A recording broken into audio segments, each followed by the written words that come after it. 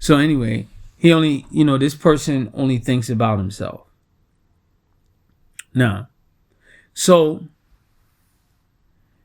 he, the Shaykh, he revolutionized knowledge where the deen was established. Sokoto was similar to America at the times with all types of people. You had those people who were, scholarly, right? But they weren't establishing anything. Only thing that they seemed to have been establishing was a Puritan's type of mentality and pointing, looking down on people, but not building people, just kind of like whipping them over the head with the Kitab wa Sunnah. Then you had the people who claimed to be Muslim and they didn't care and they engaged in any and every, non-Muslim, non-Islamic practice that you could find, and then you had those who just didn't care anyway. They just didn't care. It didn't make them one way or another. You mentioned the law, his messenger, no matter what you did, it didn't bother them, right?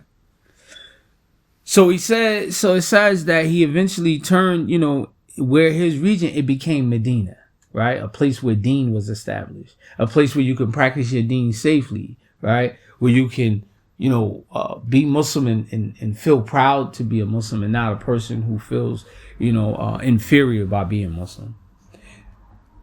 Right. And so with that, there's two words with this. You may hear this throughout the class. One word is ijtihad, where it is the judgment where they reach that level and they establish based on principles they deducted, from that. And then you have istinbat, the legal deductions where the sources is extracted from, meaning that the person does their analytical reasoning from the principles that's set up by the mujtahid, by that scholar. All right. So we'll continue to proceed on. If there's any comments or questions, you can drop them in the chat and I'll answer them to the best of my ability, inshallah. Now, so moving forward. Now, the first thing that's first with nikah, you want to know is definition. I think I mentioned this Friday at the masjid. For those who were present, you have to become familiar with terminology. Terminology is everything, right? And it helps you understand. A lot of times, a lot of arguments we have with people is usually they trick you up with terminology. All right. So you should know, the principle and, the terminology. So anyway, وقال أبو حسن. All right. وأما النكاح فمعناه في لغة الدخول شيء في شيء. All right. So according to Sheikh Abu Hassan, the term nikah, right? Nikah it literally means linguistically, its literal meaning or its linguistic meaning is dukhulu shay'in fil shay'in, right? It means to enter into a thing into another thing. All right. وفي الشرع حقيقة في العقد مجاز في الوطء. Okay.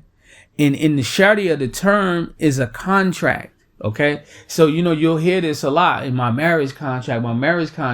What happens is the marriage contract that we're creating is we ain't doing nothing but making like a prenup. That's all we did. We just took and Islamicized the prenup.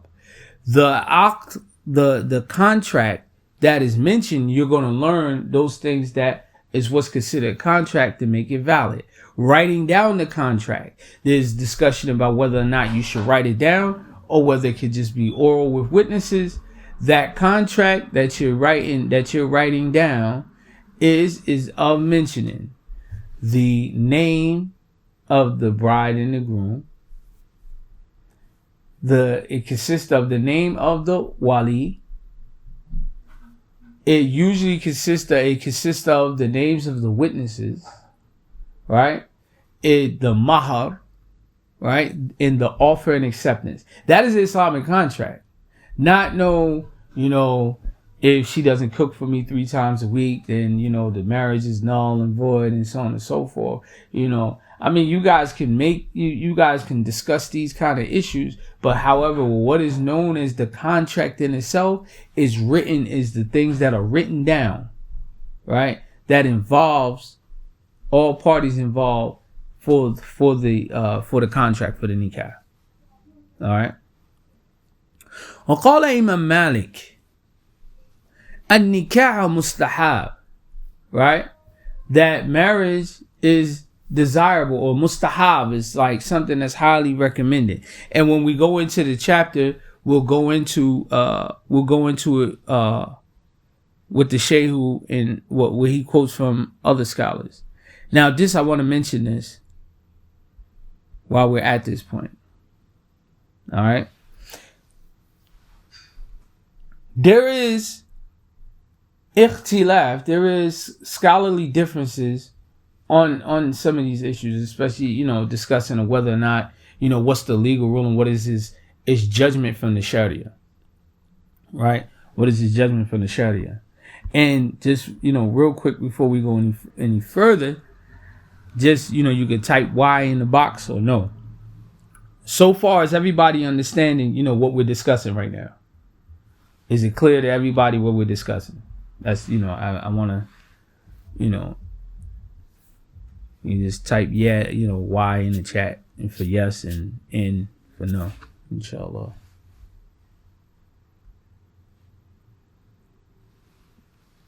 No, okay, alhamdulillah.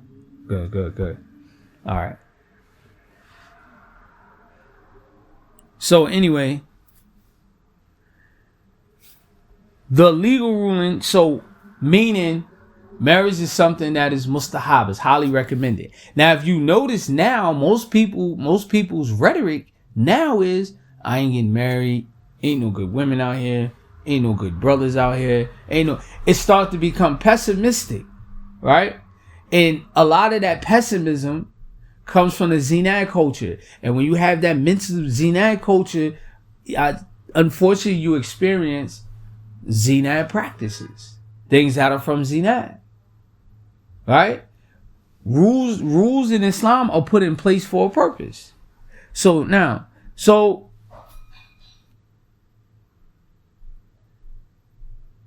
it mentions that some ulama, and I believe this is important to mention this, all right? Some ulama hold the opinion to leave marriage, meaning getting married, and engage in acts of worship for fear of lack of means of meeting his obligation towards his wife, is something that is fadila, like virtuous, right? Then going into a marriage when one is incapable of meeting, right, his obligations. And this is all you hear, especially within the Muslim American community, right? However, Allah subhanahu wa ta'ala always mentions that whenever there's a difference of a thing, you refer it back to Allah and His Messenger. And so then what happens is that it's like non-stop. It just goes like in a cycle. As we're talking right now about rules of marriage, there's somebody, right now in the social media chat rooms and things of that nature that's discussing, you can't get married because of this. If you get married like that, your marriage is invalid because of that. And so on and so on and so forth, right? So then, what's also mentioned is that the others are under the opinion that under circumstances it's still preferred to get married regardless whether you have those kind of means or not. All right. Now, some people may say, Alhamdulillah, how could you say such a thing? It's all about your perception. If you are, and this isn't against, but we become capitalists first. The same way we think about children is the same way we think about wives. You have young men, right, that are being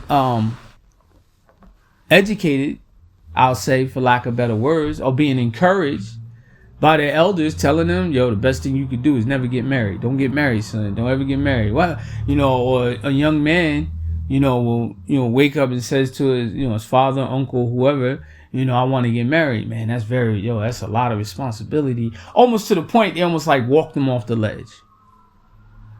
And then the same people that, and sometimes, even with the, the strict guardian, they put all of these restrictions on the female from getting married, to the point, and then when she pops up pregnant, this is what contributes to the zinat culture, right? It contributes to that. I'm not telling you to be willy-nilly and just say, oh, okay, no problem, but you're taking a risk when you're pushing this type of mentality, right?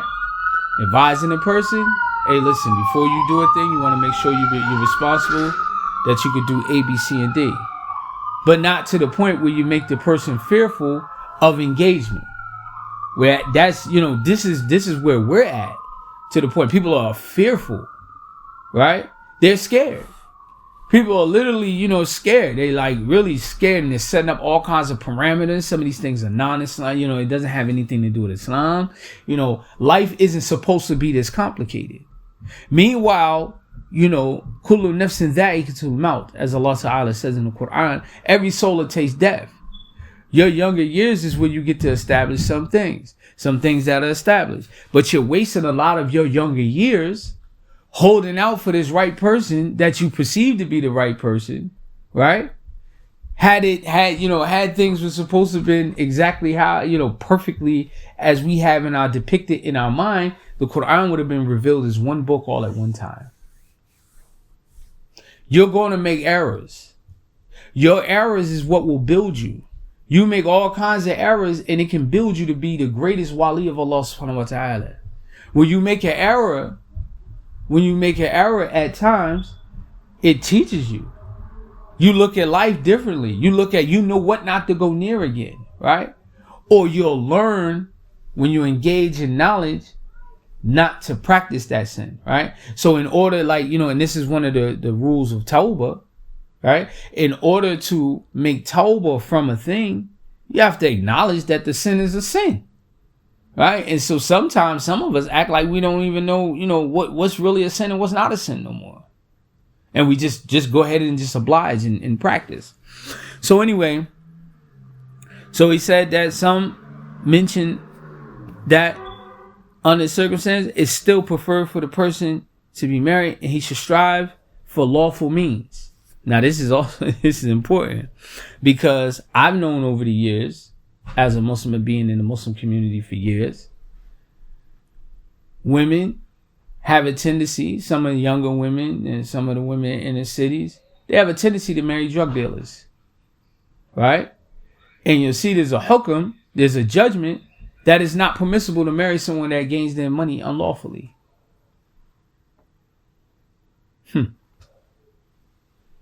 So anyway, we all have a responsibility, and we all share in the decision making that we make. It's never always just throw it off on one person. It's both parties that's involved, especially if you're making these decisions and you're cognizant of problems that already exist before you even approach. Now, so he says, it's still preferred, and he should and would strive for lawful means if he's able to. If not, he would have to, recourse or pull back to means that are neither expressed, allowed, or those things that are haram, or doubtful means. Sexual cohabitation, having sex, is not permitted in Islamic law except under two circumstances. I know everybody like, two? What you mean two? Only under two circumstances. I wonder if anybody want to take a guess at it. You can type it in the comments. I'll come to it and look at it, inshallah. If anybody want to take a guess, what are the two means of permissibility to have intercourse? You could only have intercourse under two circumstances. Anybody want to take a crack at it? You can put it in the chat. You don't have to unmute your mic to say it unless you that's what you want to do. I'll come back to the chat and see. Which really I'm gonna end up giving the answer. That's what I'm really trying to see. It's all right, Well, let's say now, marriage and your right hand possession, your concubine, right? Marriage and right hand possession. Outside of that, it's not permitted. Sexual intercourse is not permitted. Now, if a man has it, yes, absolutely. So those are the two circumstances. Now, so he says, where Allah subhanahu wa ta'ala, he mentions in the Quran, I believe it's Surah 24. I think this is an error. It's not Surah 23. Oh, no. It is Surah 23. Now, it says, in what means translation-wise, those who guide their sexual or they protect, like basically they preserve themselves. They protect their private parts, except with their spouses or those of the right-hand possession. Right? So those are the right-hand possession. Now, we'll go into a little bit of what the Shaykh says. He says, fin nikah, right? Babu Thalithun is the 30th chapter in the text. He says, وقال الله تعالى فانكحوا ما طبى لكم من الناس مثنى وثلثا ورباع فإن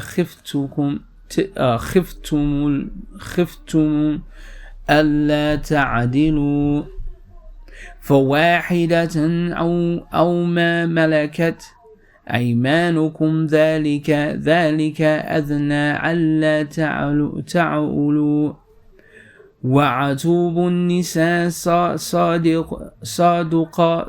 صادقاتهن نحلة. وفي صحيح البخاري عن عبد الرحمن بن يزيد قال دخلت مع علقمة وأسود على عبد الله بن مسعود فقال عبد الله كنا معنا النبي شباب لا نجد شيئا فقال لنا رسول الله صلى الله عليه وسلم يا معشر شباب من استطاع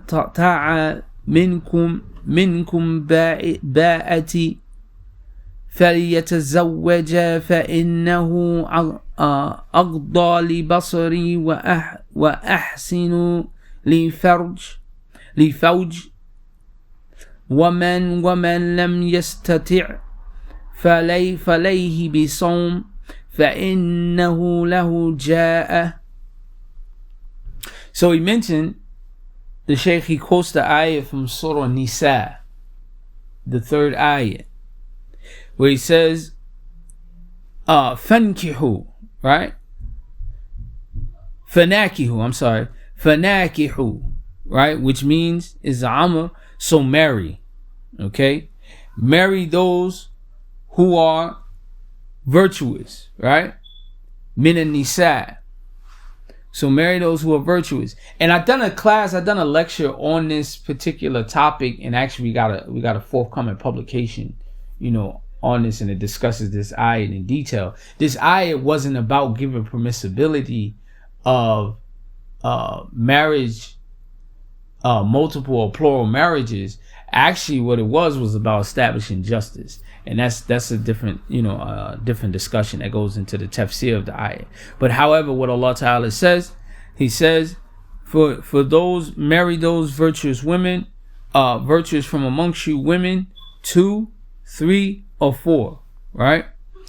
If you cannot establish justice or be just, then 1, or what your right hand possesses, right?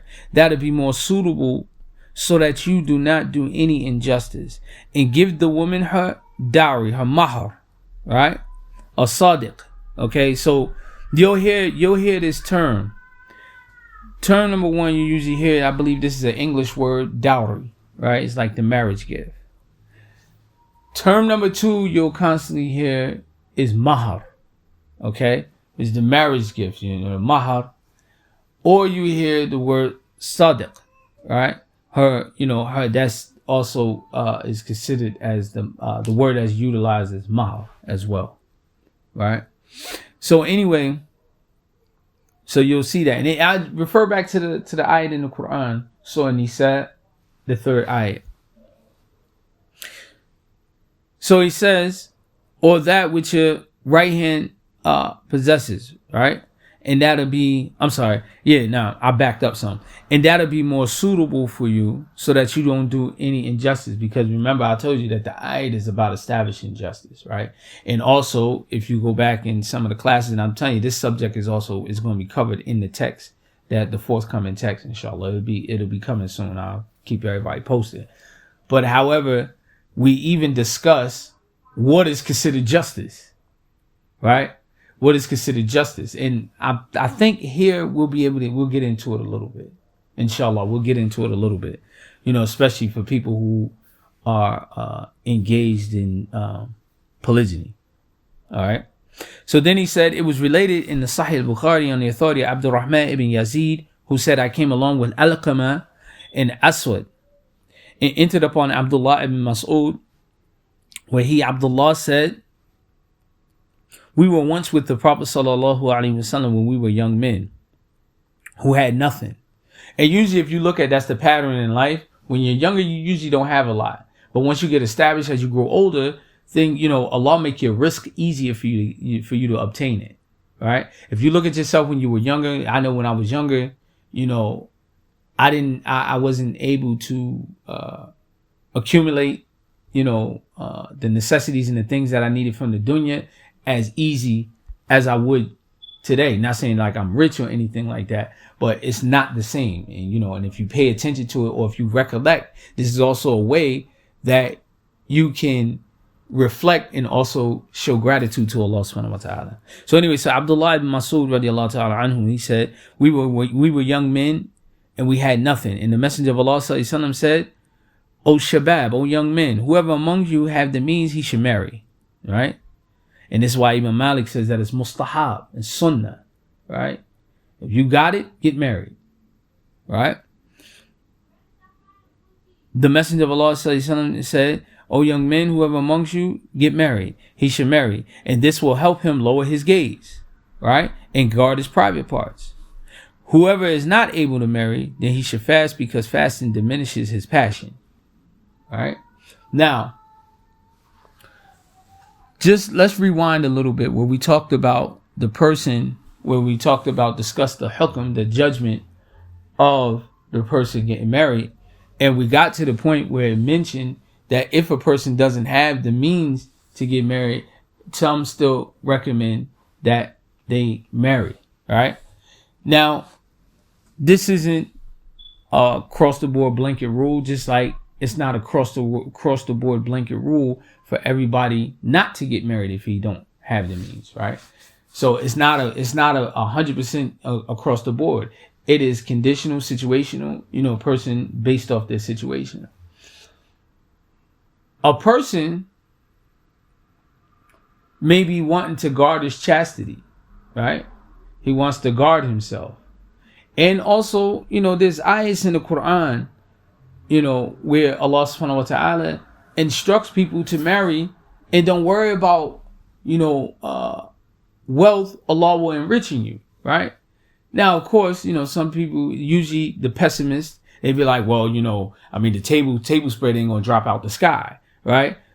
Of course not. But what we're talking about is that person, because even when you don't have a wife and you have a job, you still always feel like you ain't never got enough. Ask any man if I'm lying, right? They'll always feel like that, right? And then after a while, you make up your mind like, look, this is what we're going to have to do, right? Now, this situation is case by case. There's situations where the Prophet ﷺ permitted a man to get married, right? Now, one of the things that was shown in one of those situations where the man wanted to marry, he asked the Prophet sallallahu for a young lady's hand in marriage. And he said, what do you have to give as a sadaq? He said, nothing. He said, go to your family and see what you can get. Right? The Prophet ﷺ's son-in-law and cousin, Ali ibn Abi Talib, Karamallahu wajh, right? He was provided the mahar. He had to borrow the mahar, right? And so this concept of, everything has to be perfect. This is a case-by-case scenario. Now, I'm not saying, you ignore the fact that you need to do A, B, C, and D, but the only way you'll be able, that's you, the individual, the man who's making that decision. You have to be honest with yourself. And if it's a thing where when you're able to do that one thing, then, you build until you're able to move to the next level. Right. But it's not all the way around the board. And it shouldn't be like a sword match between couples if a person gets married or if he doesn't get married. Right. Just like the same thing, even amongst, the brothers, you shouldn't ridicule the man who has only one wife, especially if he feels he doesn't have the ability to take more than one wife. Because why? He's still following the ayat, the commands of Allah subhanahu wa ta'ala. What does Allah say? Then take one. That'll be more suitable, right? Or get your right and take your right hand possession, right? There was this one Sahaba, I can't remember his name right now, but they said that he, nobody wanted to marry him. So he basically bought him a concubine, and he had her, and then eventually he ended up freeing her and marrying her. She became Muslim, he freed her and married her. All right. So you have to understand everybody's situation is case by case situation. If anybody has that mentality and try to group everybody together and think that this is everybody's situation, this shows a weakness in your intellect. Because every person's situation is different. We have to begin to be mature. And the more that we're mature, the more people feel comfortable being Muslim. Sometimes people don't feel comfortable because of us Muslims, how we, look down on them, or, we'll poke at them and make jokes, make fun about it. If the person gets multiple wives, right, and he doesn't have a lot of money, but you see him struggling to get through, we don't sit down and talk about the person, if you want to see the best for them and he's truly your brother and you have any type of love for them, then you'll constantly make dua for the person, right? The son-in-law of Abu Bakr as-Siddiq radiallahu ta'ala anhu, his daughter Asma, Abu Bakr was somewhat wealthy. They were kind of well off as a family. When he married her to her husband, he didn't have anything. As a matter of fact, to be honest with you, she used to help him work. She used to go out in the field. And so one day the Prophet ﷺ seen her struggling, right? And this is the adab. You look at the adab of the woman, right?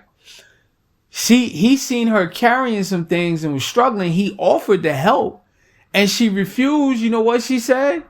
She said, my husband's a jealous man and I wouldn't want to upset him. And she continued to struggle, helping carry and doing the work with him. So it doesn't mean a woman can't do any type of labor either, as well, and to contribute to the family, right? All of this argument about, this whole 50-50 thing and all, we shouldn't even be engaged in that stuff. Yes, it's more honorable, it's more virtuous for fadila. If you got the man with it, you got that the man who can take care of everything, etc., etc. But if the man can't, we can't look down on that person. We have to understand wealth better than the kuffar, right? Because the kuffar, with wealth, they determine on whether or not you're worthy of their respect, especially if they got more than you, right? And this is part of the problem now with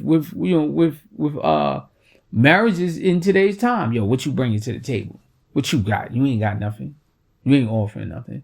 Now, I admit some people do have a lazy man's mentality, and this type of question can be legitimate at the beginning of a marriage if you're trying to find out, because if you're a person and you're trying to do certain things, you're trying to make certain things happen, and then you marry somebody that's not on that same page, it might fail, right? It might fail because that person can't help you, go from A to Z. So anyway, so to continue on. So then he says, whoever's not able to marry, then he should fast. Right? And this for years, this has always been like the clap back for everybody. Oh, you need to fast in our key, such. Right? So anyway, So the Sheikh, he proceeds on. He says, call it Khurashi. Okay? Fi Sharh Mukhtasar. Now, keep in mind, the Sheikh was a master at the Mukhtasar Khalil. In our madhab of Malik, the Mukhtasar Khalil and the Mudawwana, they like, that's kind of like, that's the apex there. All right. They say that you don't really understand the madhab until you studied either the Mudawwana or the Mukhtasar. All right. And honestly, all of the books that are all of the matun are really all centered around, either the Mudawwana or the Mukhtasar Khalil. All of them are the Mukhtasirah. Even the Risala. Risala is the Mukhtasar of Mukhtasar Khalil. It's a summary. That's what Mukhtasar means. I'm sorry for those who don't understand the terminology. Now, so hold on one second. I'm sorry, I lost my place.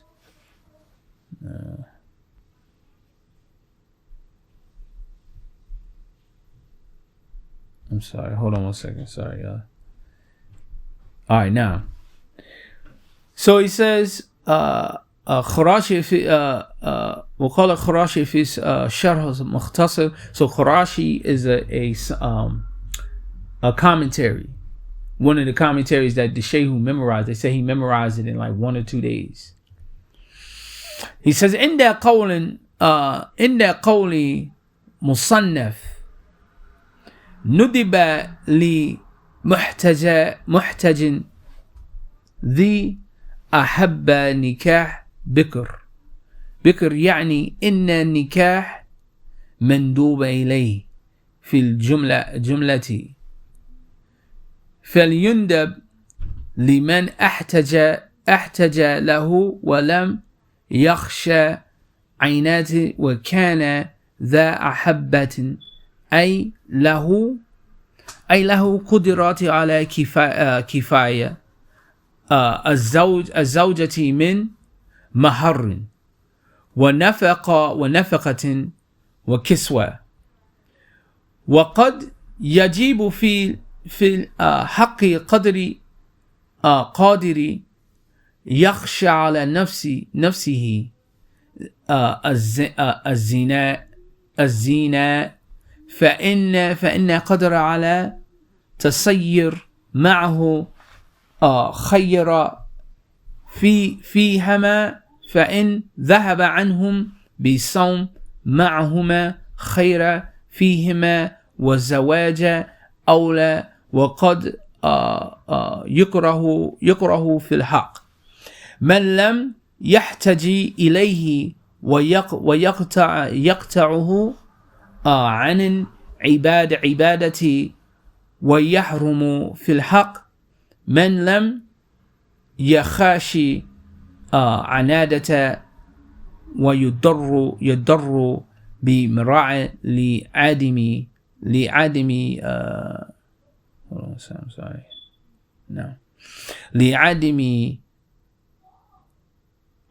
قدراته على النفقة أو وطئ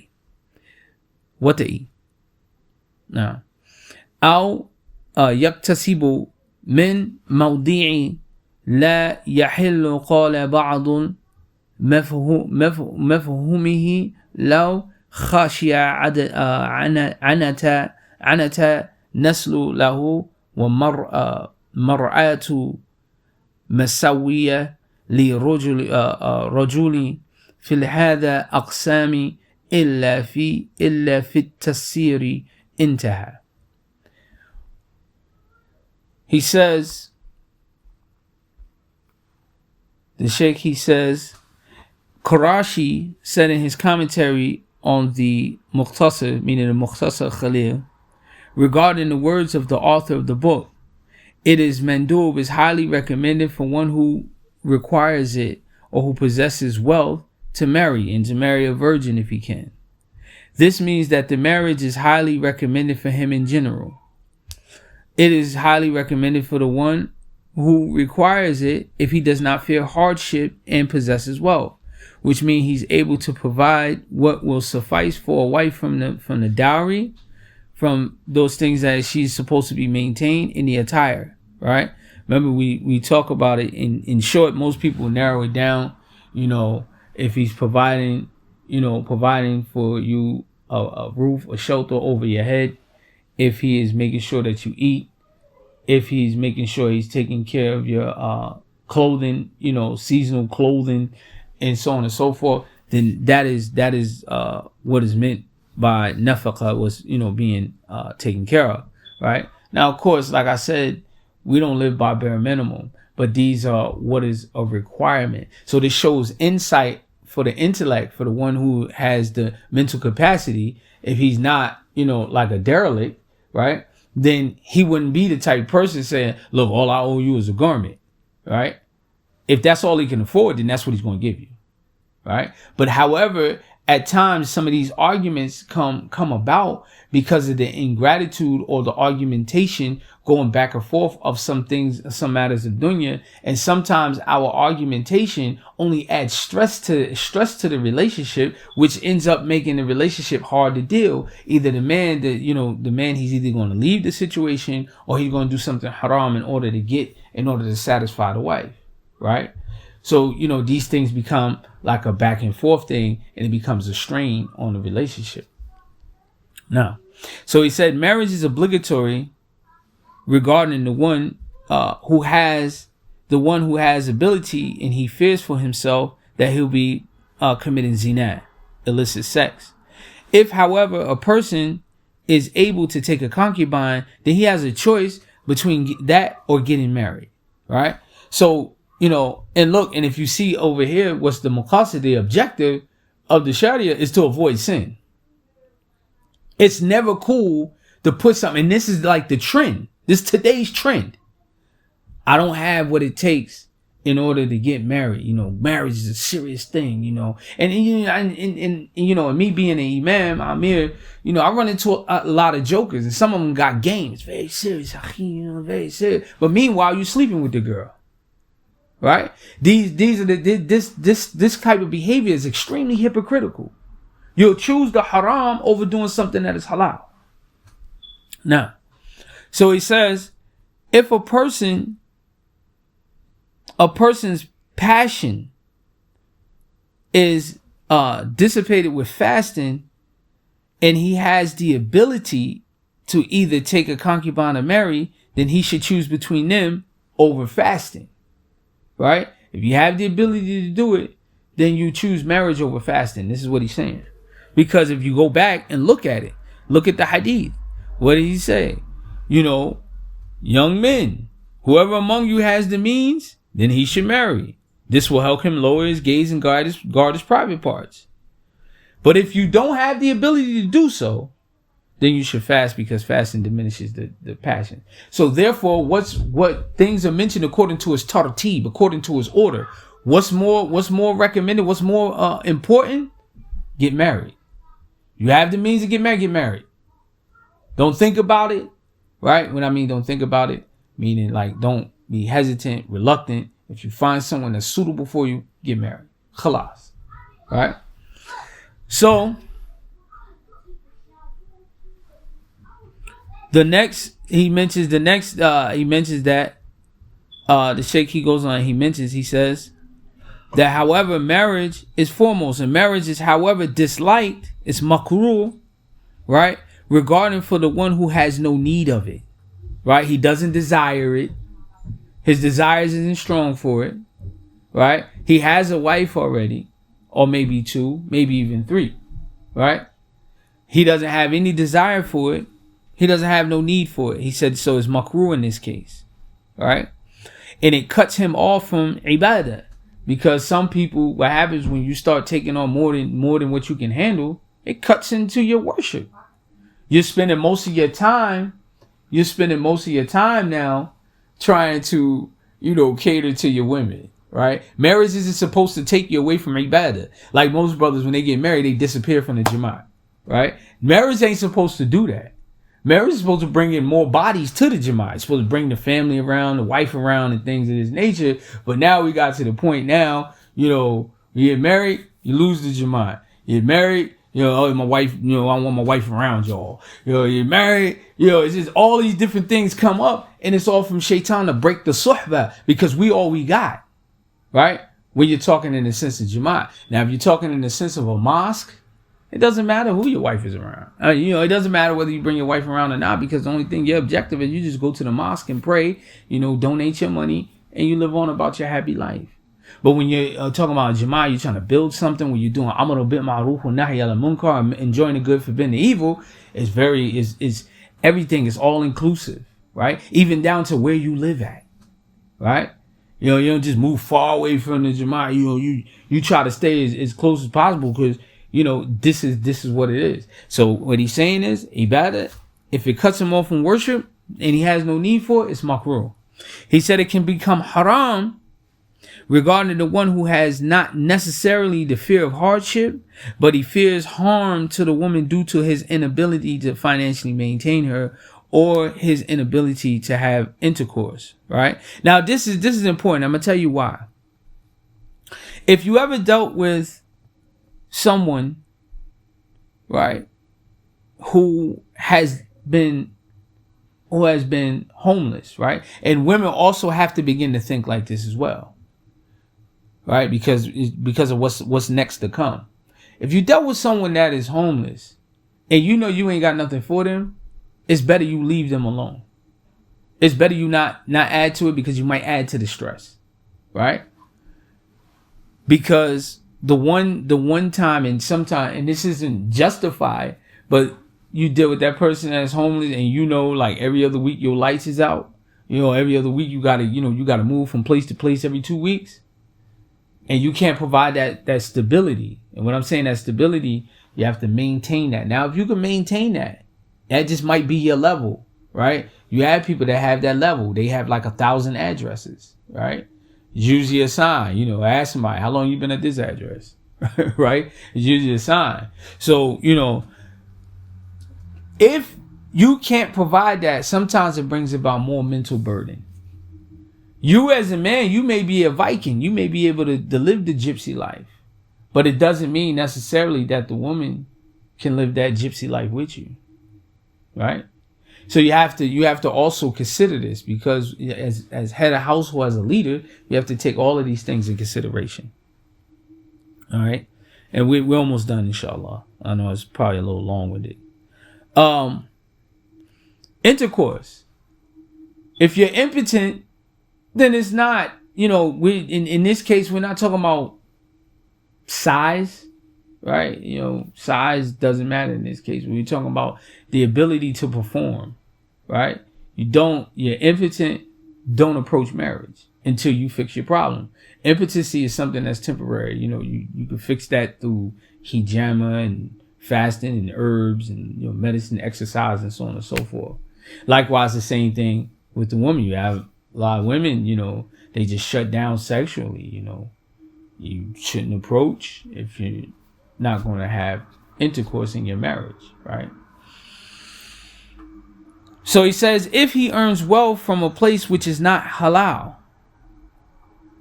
Also, you don't marry a woman if you got haram money. If you're a dope boy, you leave selling dope and get married if it's that important to you.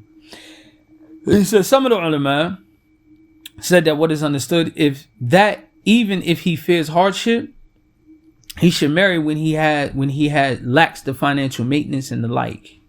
All right. So what is apparent in such a case is that it's obligatory upon him to let people know of his incapacities and inabilities.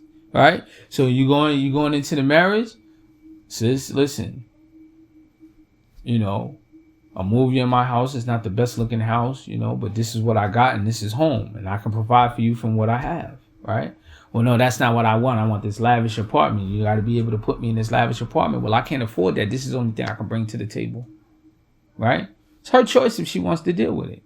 But once she makes that choice, you can't start complaining, that's unless the condition is worsened over time.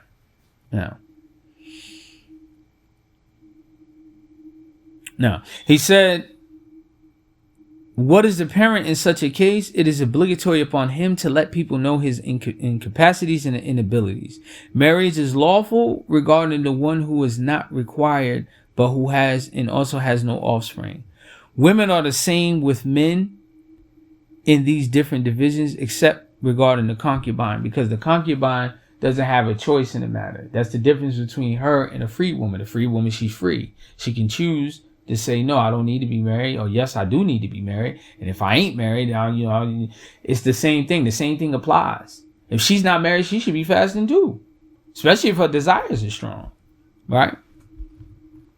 And so in the last part, he says, وَقَالَ شِبْرَاخِتِي فِي الشَّهْرِ مُخْتَصَر. Right? He says, وزاد ابن عرفة وجها وآخر يقتضي وجوب تزويج على مر غير ما مر، فقال قلت وجبه عليها عجزها عن قواتها وسترها إلا به انتهى وبالله توفيق. He quoted Sheikh Shibrakhiti. That's one name that I can never get right. He said in his commentary up on the Mukhtasar Khalil, he said, Ibn Arafat added another perspective which provides the obligation upon the woman in other than what was mentioned. He said, I say, marriage is obligatory upon her due to the inability to take care of her own maintenance. So brothers, yes, a woman can marry you in order to be taken care of. Right? Marriage serves a purpose to lower the desires, and it provides protection for women, because there's no such thing as there's no woman left behind, right? It shouldn't be an unprotected woman, right? I really ain't feeling that whole thing, because those feminists, they mean something else. But I don't feel protected. That's the new thing. But women are supposed to be protected, and they're supposed to be protected by men, right? But however, there's nothing wrong, there's nothing blameworthy of the woman. And you see why I say that the mentality, you have to start thinking in the Sharia mentality. If you do not have a Sharia mind state, then you will not approach Islam properly. You'll be making stats talking about, I'm gonna just keep it real with you all. You a hoe if you marry somebody, and etc. Oh, you a thought. This is the jargon. This is why why I'm mentioning it. This is the jargon that people are doing. And they're labeling good Muslims that are seeking out. Now, the person that your whole life you've been living in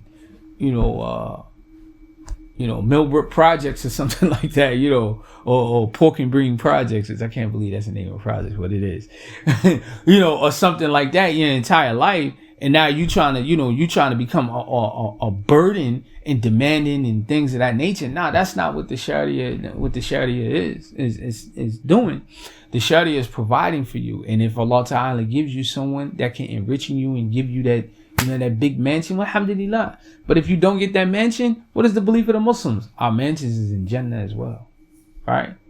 So we have to have a balance. We cannot be attached to the dunya to such an extent to where it becomes blameworthy for us. Right? It becomes blameworthy, and our whole marriage is, happiness of a marriage is centered around this, but rather yet you show gratitude and Allah increases you. Right. So we'll stop there, inshallah. If there's any comments or questions, you can direct them to me, inshallah. And next week we will cover next week's class. I gotta tell you the date because my schedule is like all over the place, but we're gonna be consistent with it until we finish, inshallah. But next week we'll start talking about we'll go into those things that 4 things that make the marriage contract valid, and without them, it affects the validity of marriage, and so on and so forth, inshallah. I thought I'll be 10 classes, but after doing some research and reflecting on it, it's going to be a little lengthy ongoing class, inshallah. But we'll get through it, inshallah. So like I said, any comments or questions, you can direct them to me. If there's something somebody wants to say now before we hang up, I'll entertain the question. You can unmute yourself, or the host will unmute you. Raise your hand or anything like that. So if I don't get a response in about 30 seconds, then we out of here. Counting now. Inshallah. All right. I'm assuming there's no comments or questions. All right. Well, if you think of a question later, or somebody unmuted, they might. Did somebody had a comment or question?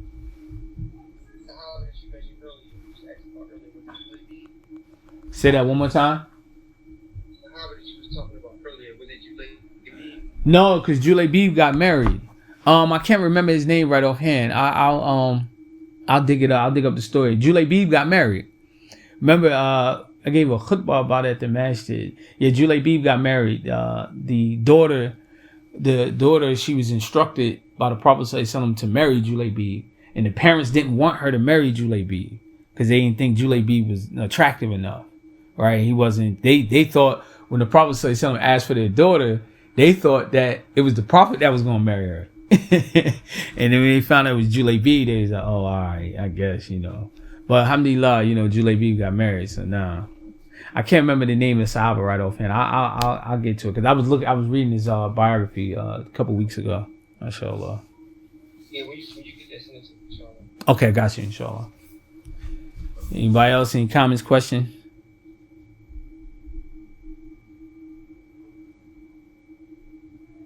Okay.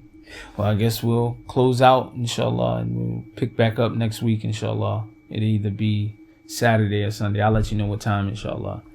Barakallahu feekum. Assalamu alaikum wa rahmatullahi wa barakatuh.